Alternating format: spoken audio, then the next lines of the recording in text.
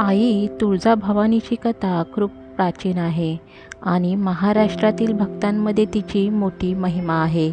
ही कथा मुख्य तुळजापूरच्या तुळजाभवानी मंदिराशी संबंधित आहे. देवीची मूळ कथा अशा प्रकारे आहे. तुळजाभवानीची उत्पत्ती प्राचीन काळी कर्दब नावाचा एक महाभयंकर राक्षस होता. तो सर्वत्र विध्वंस माजवू लागला आणि त्याने पृथ्वीवर घोर संकट निर्माण केले. त्याच्या अत्याचारांनी लोक, देव आणि ऋषीमुनींनी त्रस्त झाले. त्याने यज्ञ विधी बंद करून धर्माचरणाचा नाश केला होता. त्याच्या भीतीमुळे लोकांमध्ये अराजकता निर्माण झाली.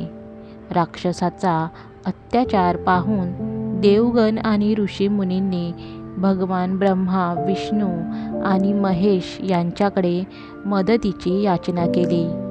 तिन्ही देव एकत्र आले आणि त्यांनी महासामर्थ्य असलेल्या आदिशक्तीला आवाहन केले. या आव्हानाने देवी पार्वतीने भवानीचे रूप धारण केले आणि पृथ्वीवर अवतार घेतला. या अवतारात भवानी तुळजापूर येथे प्रकट झाली. कर्दभाचा वध. कर्दभ राक्षसाने स्वतःला अमरत्व देणारा वर प्राप्त केला होता, ज्यामुळे त्याला सामान्य उपायांनी मारणे शक्य नव्हते. भवानीने आपल्या युद्धाच्या सामर्थ्याने आणि रणकुशलतेने त्याचा सामना केला. कर्दभाने भवानीला आव्हान दिले, पण देवीने आपल्या दिव्य शक्तीने त्याच्यावर विजय मिळवला आणि त्याला ठार मारले. भवानीची महती. कर्दभ राक्षसाचा वध केल्यानंतर देवी भवानीने पृथ्वीवरील धर्माचा पुनर्स्थापना केली. तिने लोकांमध्ये शांती आणि समृद्धी आणली.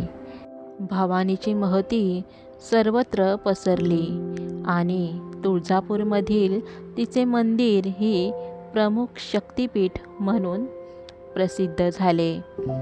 छत्रपती शिवाजी महाराज यांची तुळजाभवानीवरील विशेष श्रद्धा होती. असे म्हणतात की शिवाजी महाराजांनी स्वराज्य स्थापनेसाठी देवीचा आशीर्वाद घेतला होता. देवीने त्यांना तलवार प्रदान करून त्यांच्या कार्याला आशीर्वाद दिला. तुळजाभवानीची ही कथा भक्तांसाठी प्रेरणादायी आणि श्रद्धेचा स्रोत आहे. ती केवळ एक देवी नाही, तर नारी शक्तीचे प्रतीक मानली जाते. तर कशी वाटली तुम्हाला ही छोटीशी कथा? आवडली असेल तर कथेला नक्की लाईक करा. धन्यवाद.